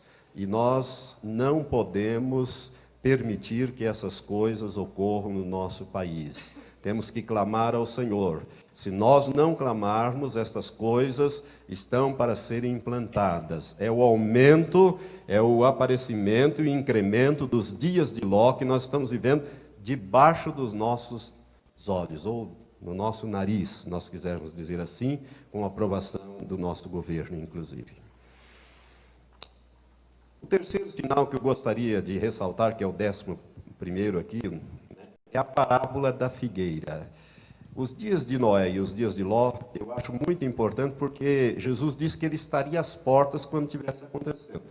E eu quero dizer a você que há 40, 50 anos atrás, quando uma família tinha um homossexual, uma lésbica, isto era escondido, isto era abafado, ninguém ficava sabendo. Hoje não, hoje as coisas são exaltadas na televisão, nos filmes, nos debates, não é? Quer dizer, hoje parece que é uma coisa boa você ter esta opção sexual, né, errada, condenada por Deus na sua palavra. Deus ama o homossexual e ama a lésbica, mas ele odeia o homossexualismo e o lesbianismo. Ele odeia esta prática, ele não odeia a pessoa. E nós temos que amar as pessoas, orar por elas e vê-las libertas pelo poder de Deus. Só Jesus pode libertar uma pessoa dessas práticas. Mas além desses dois sinais, existe a parábola da figueira de que Jesus fala em Mateus 24, a partir do versículo 32. E é interessante este sinal, porque a figueira, irmãos, na Bíblia, segundo quase que todos os teólogos, comentaristas, escatologistas, pessoas que estudam a palavra de Deus, principalmente as profecias, eles dizem que a figueira é um símbolo de Israel. Israel é representado na Bíblia como uma figueira. Lá no Velho Testamento, Deus fala da figueira que produz figos bons e figos ruins, e atribui a Israel, Israel sendo a figueira. A igreja é a videira, Israel é a figueira. Nós somos retratados, a igreja, como a videira, né? Jesus disse em João 15, eu sou a videira verdadeira, vós sois as varas, meu pai é o lavrador ou o viticultor, né? Nós somos comparados à igreja como a videira, mas Israel tem como símbolo a figueira. E Jesus fala aqui algo muito importante que nós gostaríamos de ressaltar. A partir do versículo 32, ele diz: igualmente, quando virdes todas estas coisas, que são sinais que nós estamos vendo, sabei que ele está próximo, mesmo às portas. Em verdade vos digo que não passará esta geração sem que todas estas coisas se cumpram. Passará o céu e a terra, mas as minhas palavras jamais passarão. Daquele dia e hora, porém, ninguém sabe, nem os anjos do céu, ninguém sabe, nem os anjos do céu, nem o Filho, senão só o Pai. Agora preste atenção no que Jesus está falando aqui. Ele está falando da geração, né, que visse a figueira brotar. Que esta geração, ela não passaria sem que todas as coisas se cumprissem. Irmãos, Israel sendo a figueira, nós temos que lembrar que Jesus não fala de plantar a figueira. Jesus fala da figueira que está plantada, mas como que adormecida. Mas, de repente, ela brota e começa a lançar folhas. Israel brotou como país no dia 14 de maio de 1948. Isso depois de passar, desde o ano 70, quando general romano, destruiu Jerusalém e o templo, ele, depois de matar 1.100.000 judeus que estavam reunidos em Jerusalém para a celebração da Páscoa do ano 70, Flávio Joséfos, historiador do primeiro século, acompanhava Tito. Ele era judeu de raça, mas tinha cidadania romana, por isso o seu nome latinizado, Flávio Joséfos. Ele escreve sobre esses acontecimentos numa obra memorável, conhecida como A Guerra dos Judeus. Eu tenho essa obra. Daí ele relata a tomada de Jerusalém. Tito estaqueou Jerusalém em 5 dias e sitiou Jerusalém durante 5 meses, e 1.100.000 judeus morreram nesta mortandade. É uma coisa terrível o que é relatado por Flávio Joséfos. Apenas 98.000 sobreviveram. Desses 98.000, que ele os fez escravos, levou-os alguns para Roma, que construíram o Coliseu Romano. Ao lado do Coliseu Romano tem o Arco de Tito. Eu estive lá no Coliseu e vi também o arco que mostra ali em gravuras a tomada de Jerusalém. Tem o Arco de Tito, E depois ele espalhou esses judeus pelo mundo inteiro. E eles viveram sem território, sem governo, sem bandeira, durante 1878 anos. Não existe um paralelo na história para se comparar. Deus preservou Israel por causa de uma semana de anos proféticos que tem que tratar com Israel, que é o estudo das 70 semanas proféticas de Daniel, capítulo 9, que nós não vamos fazer, talvez numa outra oportunidade. Mas tem uma semana, ficou uma semana para fora. 69 já se cumpriram com a morte do Messias, quando eles rejeitaram e crucificaram o Messias. Deus fez parar ali a história dos judeus, profeticamente falando. A história secular continuou, mas profeticamente ele fez parar ali e abriu um parênteses e revelou um mistério que estava oculto até então, que é o período da graça que dá a formação da igreja. Mas o tempo de Israel voltar para poder tratar com Israel a última semana, porque a profecia de Daniel 9, ela refere-se a Israel, ao povo de Israel. Então, é uma profecia muito importante e o tempo chegou. E Deus, então, usou um chicote chamado Adolf Hitler para desalojar os judeus, principalmente da Europa, porque eles estavam muito bem colocados na sociedade europeia, eram homens e mulheres influentes, ricos, proeminentes, mas usou um chicote chamado Adolf Hitler e desalojou-os de lá, e eles chegaram à conclusão que o único lugar seguro para eles era eles terem uma pátria. Foi criado, então, pela ONU, em 1947, quando presidia a sessão da ONU brasileira Oswaldo Aranha. Foi criado, então, a partilha da Palestina, do protetorado da Palestina, e foi criado o Estado de Israel, que foi proclamado por Ben Gurion no dia 14 de maio de 1948, a figueira brotou. A figueira brotou em 14 de maio de 1948, 1878 anos. Irmãos, isto é um milagre que só Deus poderia fazer. Nenhum povo duraria todo esse tempo e voltaria a se tornar novamente uma nação. Não há nenhum registro em toda a história de casos semelhantes para que se possa comparar. A figueira brotou, então, nesta data. Aí vem a pergunta: pastor, quanto tempo dura uma geração? Uns dizem 20 anos, outros 40, outros 60, outros 70, alguns 120, até 800 anos. Se você pegar aquela geração dos patriarcas antediluvianos e fizer a média ali, Adão viveu 930 anos e morreu, Matusalém viveu 969, não é? Quem estragou a média ali foi, você já sabe quem foi, né? Que estragou a média ali, que só viveu 365 anos, foi o Enoque. O Enoque, ele foi arrebatado para Deus, viveu só 365 anos, e então a média baixa para cerca de 800 anos. Mas se não fosse pelo Enoque, a média passaria de 900 anos, porque aqueles homens viveram uma enormidade de tempo. Bom, um cientista alemão, há uns anos atrás, ele pegou todas as gerações da Bíblia e começou a calcular essas gerações e achou uma média, pegando esses que viveram uma média de 800, com mais os outros atuais e tal, todas as gerações mencionadas da Bíblia, ele achou uma média bíblica de 53 anos. Então nós vemos que Adão viveu 930, depois que Deus disse que os dias dos homens seriam só 120, começou a baixar. Abraão já viveu 170, Isaac 180, Jacó 147, Moisés foi o último que viveu 120. E Moisés estava em pleno vigor, ele poderia ter entrado na terra prometida, porque a Bíblia diz que os seus olhos nunca se escureceram, né, como o meu e de muitos outros. Né? Moisés tinha uma visão perfeita e nem o seu vigor físico feneceu. Ele estava em plena forma com 120 anos. Mas, por uma desobediência, Moisés foi um homem ferido pelo rebanho. Né?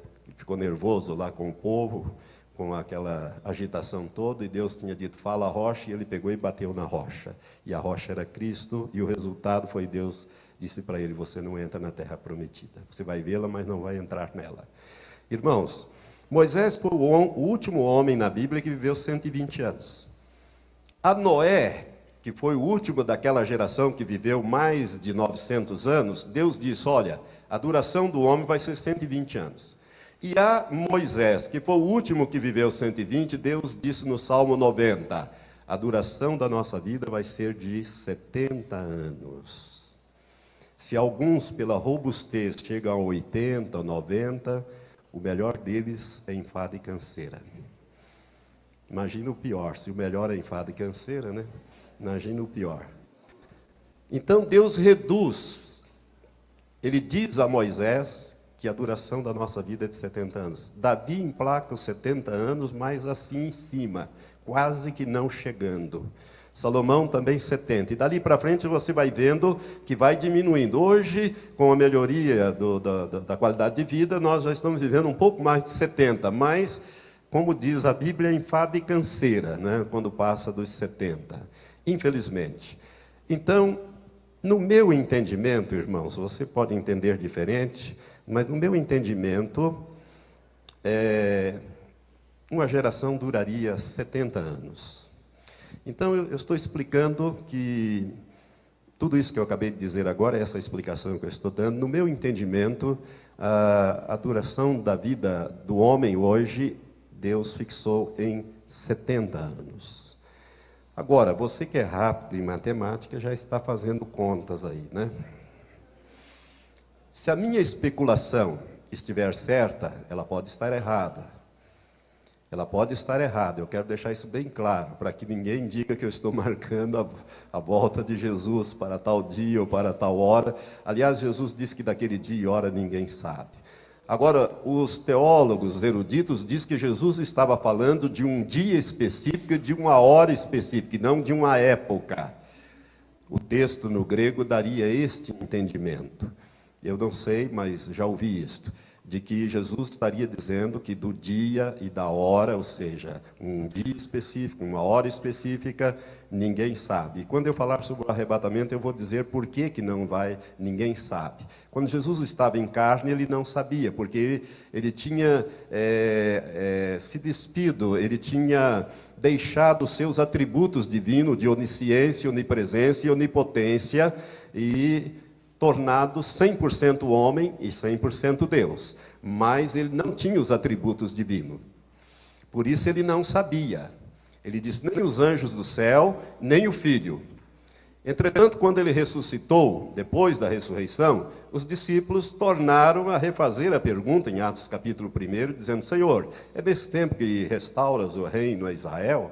Jesus desconversou e disse, a vós não vos compete saber as épocas, as estações que o Pai estabeleceu para o seu próprio poder, mas recebereis poder ao descer sobre vós o Espírito Santo. Jesus não respondeu, ele já sabia.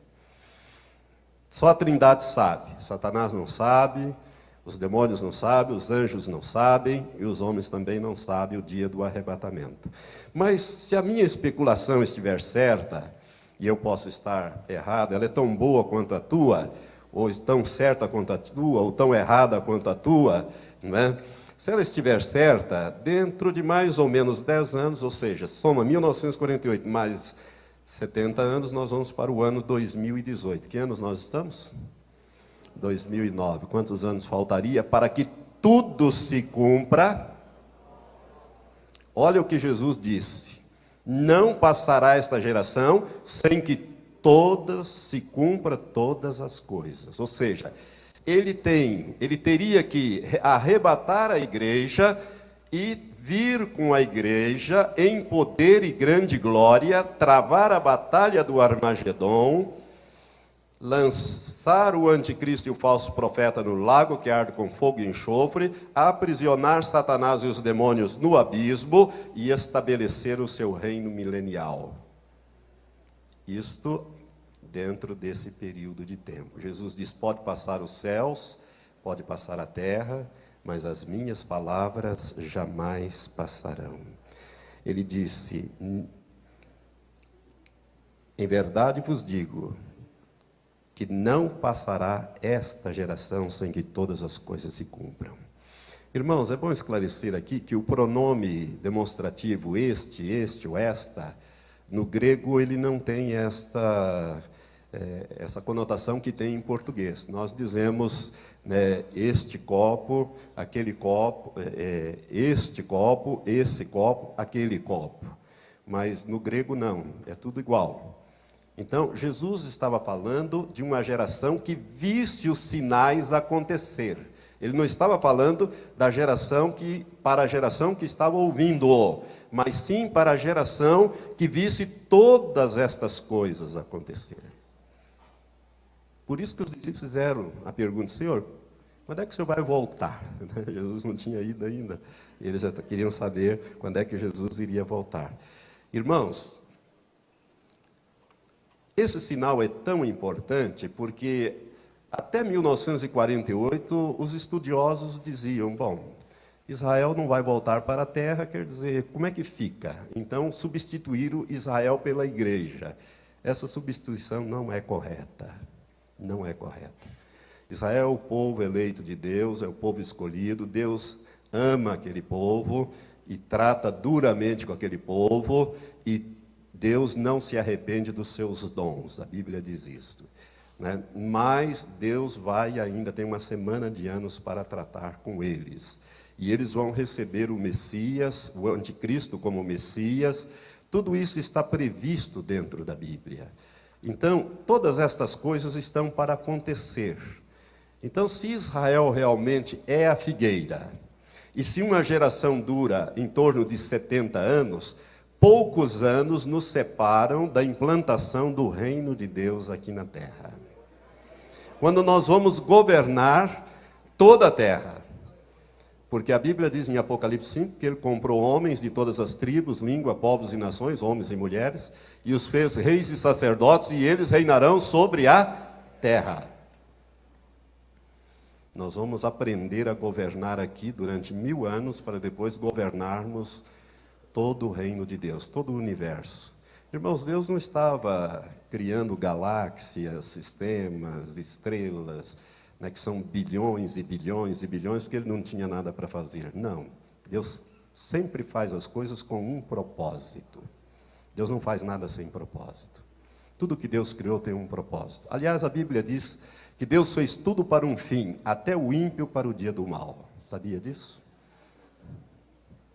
Você riu, mas é verdade. Está escrito isso na Bíblia. Deus criou tudo para um fim, até mesmo o ímpio para o dia do mal. Eu não sei, mas essas coisas falam comigo, quiçá falem com você também. Para mim, este sinal é extremamente importante, porque nós estamos no limiar de grandes acontecimentos na face da terra. Jerusalém, meus irmãos, é o centro do conflito árabe-israelense, e ela está se tornando uma pedra pesada para todas as nações em redor. Por quê? Porque Israel tomou na Guerra dos 6 Dias, tomou da Jordânia a parte velha da cidade de Jerusalém, e a tomada da parte velha foi muito difícil. Moshe Dayan, ele não permitiu ao uso de tanques, nem morteiros, nem coisa, foi tomada homem a homem para não destruir as construções antigas. Foi uma tomada muito difícil, né? E, para mim, ele cometeu um erro fatal, deixou as mesquitas lá, né? Porque ali vai ter que ser reconstruído o templo, né? O templo vai ser reconstruído todo dentro desse período aí que nós estamos examinando agora, aí, de poucos anos. Mas Jerusalém hoje está se tornando uma pedra pesada para todas as nações. Israel anexou por lei Jerusalém e as colinas de Golã ao seu território. De todos os territórios que ele conquistou, só esses 2 ele anexou. As colinas de Golã, por causa das nascentes do rio Jordão, que abastece o mar da Galileia, e são estratégicas na defesa contra a Síria, e a parte velha da cidade de Jerusalém, unificando Jerusalém, e proclamou Jerusalém, por lei, a capital eterna do Estado de Israel. Agora, a situação vai se complicando. vai se complicando. Por quê? Porque todos querem Jerusalém. Os judeus a têm por sua capital eterna. Os palestinos querem a parte velha, que Israel conquistou da Jordânia em 67, como a capital do futuro Estado palestino a ser criado. Eles não abrem mão da parte velha da cidade de Jerusalém. E o Papa, que está por lá esses dias, quer internacionalizar Jerusalém. Aliás, essa ideia não é só do Papa, é de muitos países, principalmente da Europa. Internacionalizar Jerusalém, tornar Jerusalém uma cidade aberta. Seria uma solução para estes problemas. E a Bíblia fala de que Jerusalém se torna uma pedra pesada para todas as nações.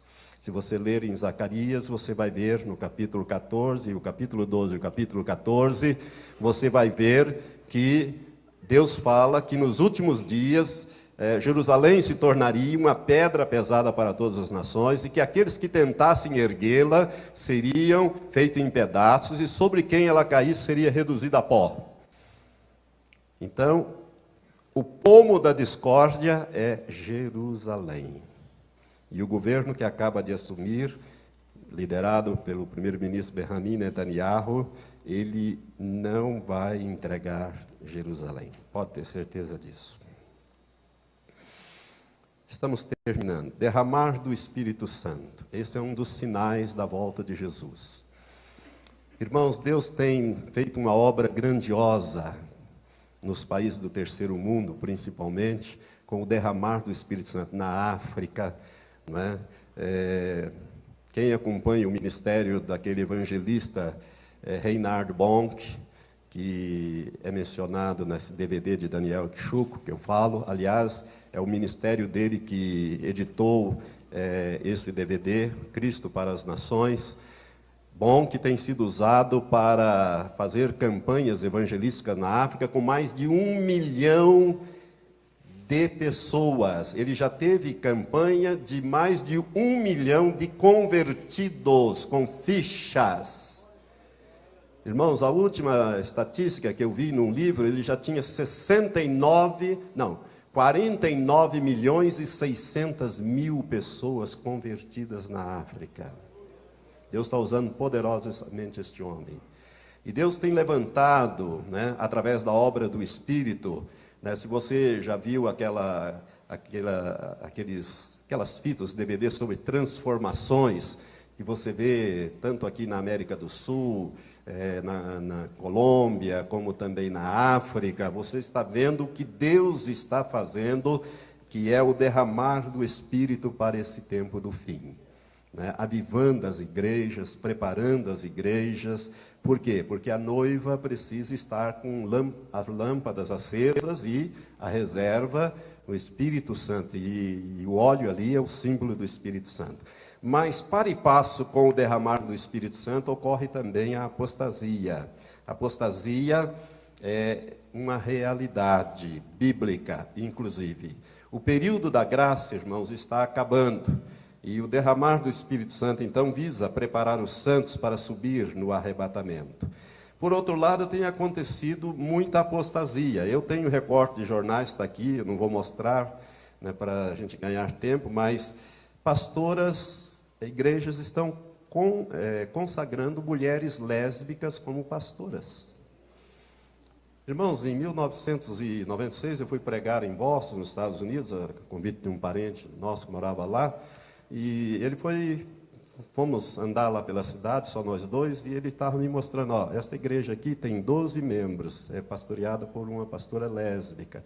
Aqueles templos enormes, porque começou o cristianismo nos Estados Unidos ali em Boston, ali é o berço do cristianismo evangélico ali.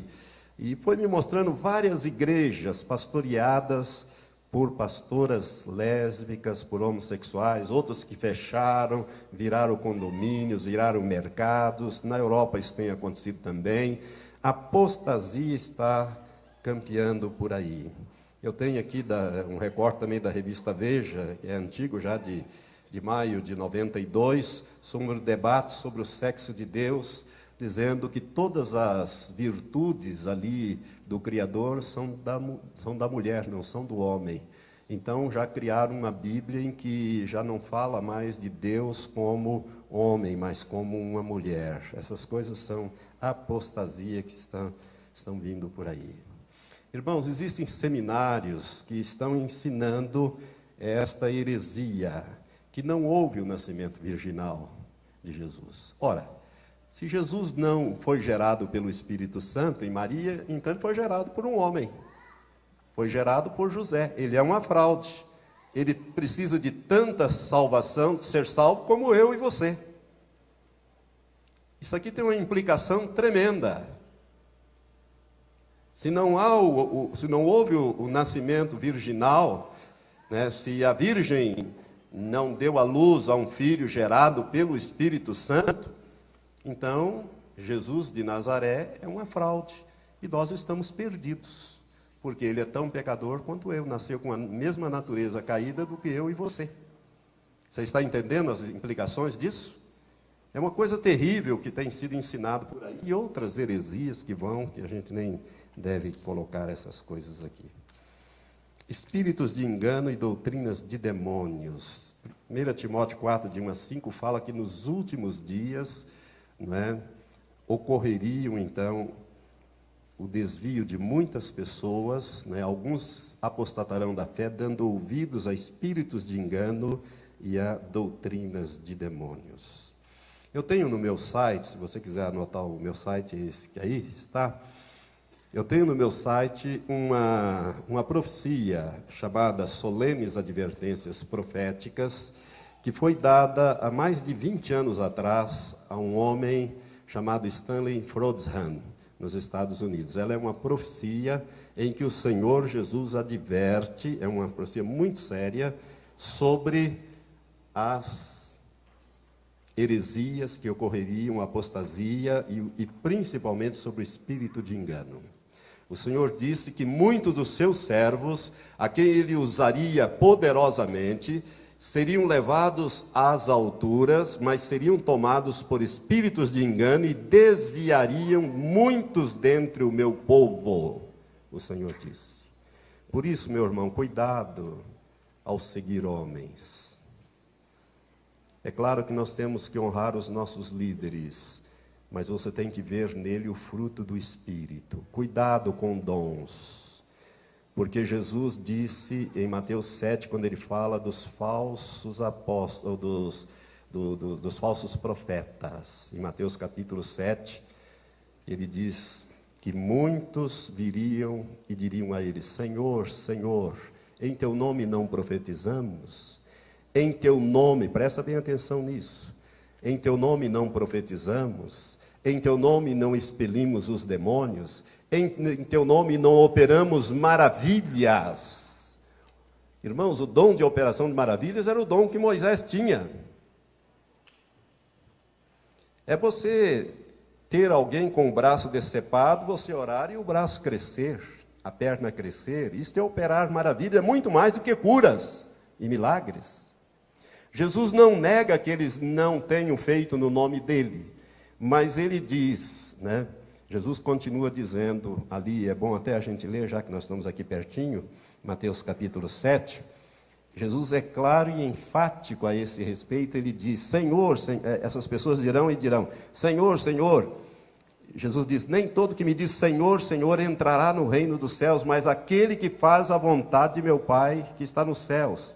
Muitos me dirão naquele dia: Senhor, Senhor, não profetizamos nós em teu nome não expulsamos demônios, e em teu nome não fizemos muitos milagres? Então lhes direi claramente: nunca vos conheci.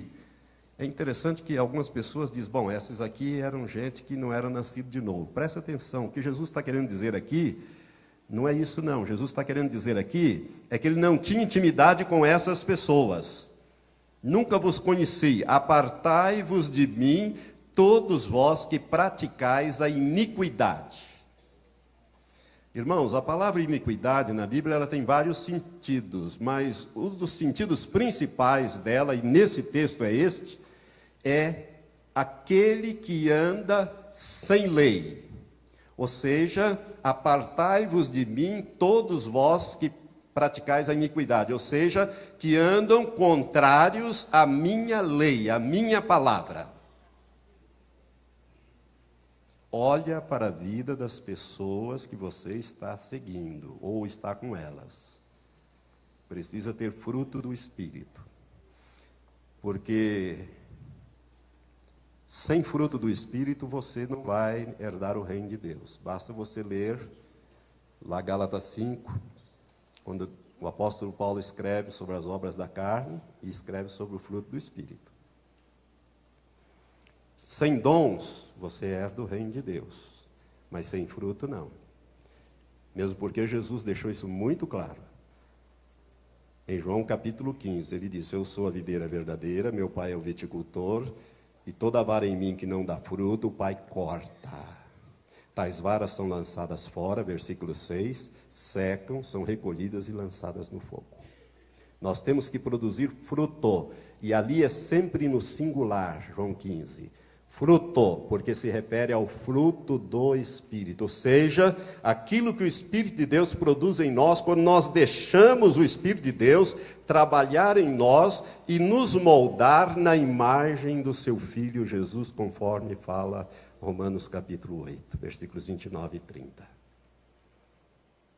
Então nós precisamos tomar cuidado, viu? Porque nós estamos vivendo num tempo muito problemático. Espíritos de engano que ensinam doutrinas de demônios vai desviar muita gente do caminho. Aumento do demonismo no mundo, eu já estou encerrando. Igrejas satanistas nas igrejas. Precisa tomar cuidado, porque nós temos visto essas coisas acontecerem. Pessoas que vêm para dentro das igrejas para destruir as igrejas. Quando você faz o apelo, eles vêm à frente. Se é uma igreja carismática que fala em língua, eles falam em língua, só que línguas satânicas, amaldiçoando o pastor, amaldiçoando a igreja, não é? E procuram, são os melhores crentes, os melhores dizimistas, os mais fiéis, participam das reuniões de oração e levam, em pouco tempo, eles destroem as reuniões de oração. O alvo é a reunião de oração e depois eles acabam destruindo a igreja, se não forem discernidos. Por isso, os pastores, mais do que nunca, precisam do dom de discernimento de espíritos. Para você discernir se aquilo que está agindo naquela pessoa é o Espírito Santo, ou o Espírito maligno, ou o Espírito do homem. Aumento de pessoas endemoniadas na igreja. Vocês já notaram que de uns anos para cá tem aumentado as pessoas? Por quê? Porque através da televisão, das novelas, essas coisas têm penetrado na vida das pessoas. As pessoas têm praticado esoterismo e têm, enfim, aberto portas através de práticas como a yoga, como relaxamento mental, como tantas as práticas do hinduísmo. E o resultado são pessoas endemoniadas dentro da igreja. Quando você ora uma oração de autoridade, começa a cair gente e você precisa expulsar demônios. Isso tudo é sinal dos últimos dias. E não sei se você já ouviu falar de pessoas que pegam fogo de dentro para fora. Combustão espontânea.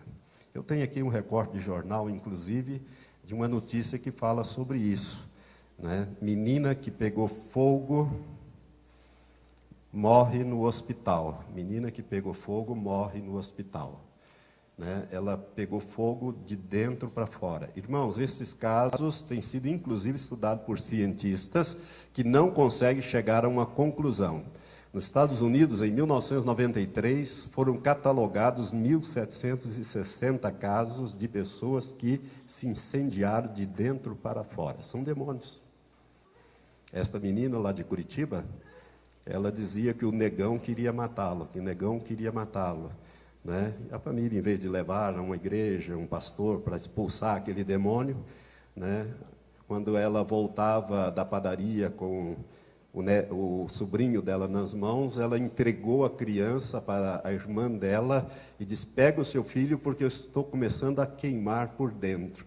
E a irmã dela viu ela incendiar-se de dentro para fora, de cima para baixo. Morreu, queimou totalmente. Isto é o aumento do demonismo no mundo.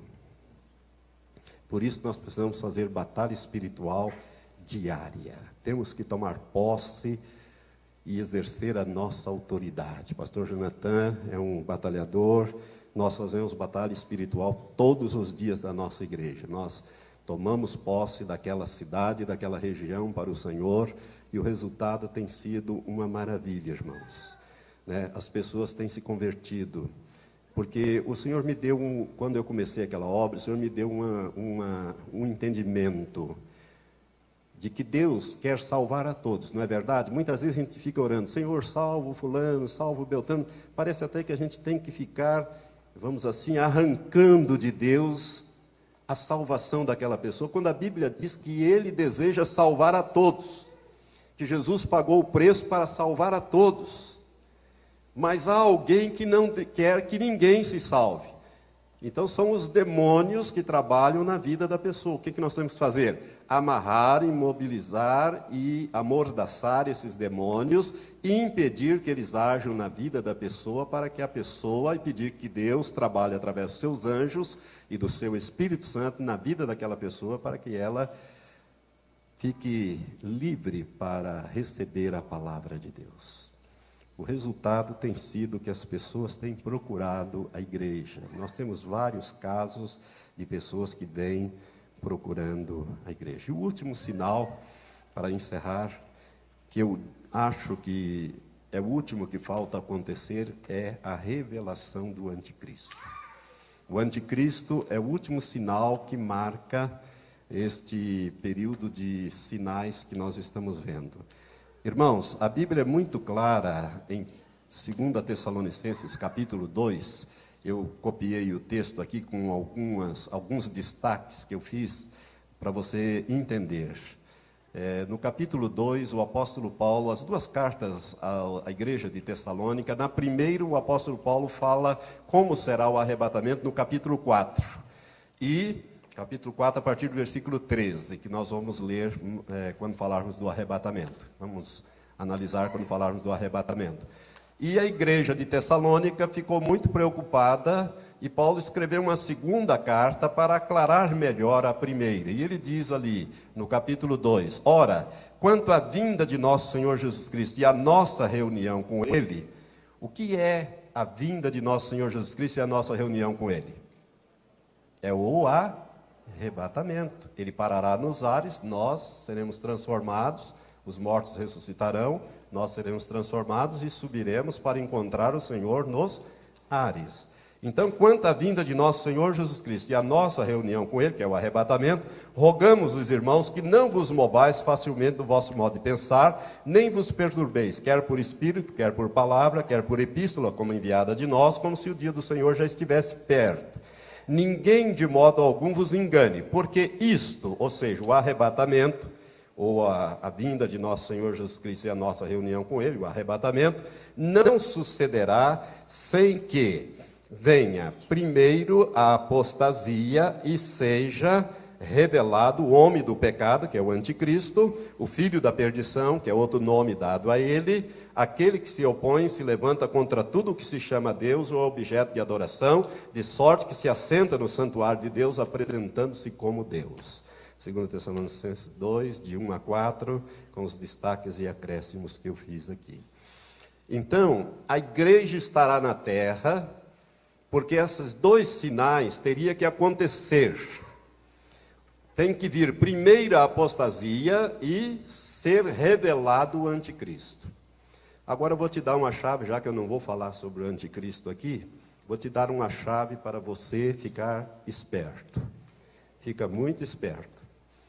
O homem que estiver à frente de uma confederação de 10 países na Europa, que é o antigo Império Romano restaurado, hoje são 27 países que estão lá, mas já não está dando lá muito certo. Há uma tendência de criar um outro sistema, inclusive de defesa na OTAN. Eu não sei como isso vai ser, mas 10 países, porque são 10 chifres.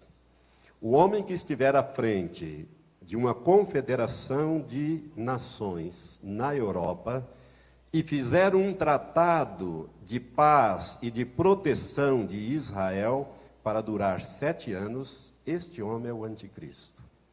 Não tenha dúvida disso. Tá? Não perca isso de vista. E quando eu falar amanhã sobre Gog e Magog, você vai ver que a próxima guerra que está na iminência de acontecer terá como resultado o aparecimento do anticristo. Mas isso nós vamos falar amanhã com a graça de Deus. Irmãos, tudo isso que nós falamos pode ser tão somente a ponta de um iceberg. Você sabe que um iceberg você só vê 10% dele, o resto está tudo escondido. Tudo isso que falamos pode ser nada mais, nada menos do que a ponta de um grande iceberg.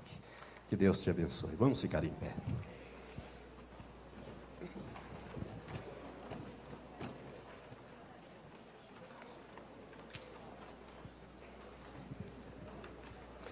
Levante as suas mãos para os céus. Agradeça a Deus agora. Hoje o Senhor te trouxe revelações. Pai, nós queremos te agradecer por esse estudo, Senhor. Ó Deus, nós sabemos que se aproxima o dia em que Jesus virá à terra. E Ele virá em poder e grande glória com a igreja, com os anjos, para tomar posse daquilo que Ele conquistou na cruz, na sua morte e na sua ressurreição. Pai, nós queremos participar desse dia glorioso e reinar aqui, Senhor, como reis e sacerdotes sobre a terra, porque é desejo do Senhor. Ele pagou um preço para isto, Pai, um preço de sangue. Mas, Pai, nós queremos estar preparados para o dia do arrebatamento. Por isso, Senhor, que esta palavra não volte para ti vazia. Antes ela faça aquilo que te apraz e prospere naquilo para qual tu a enviaste, que é a preparação dos santos para o arrebatamento.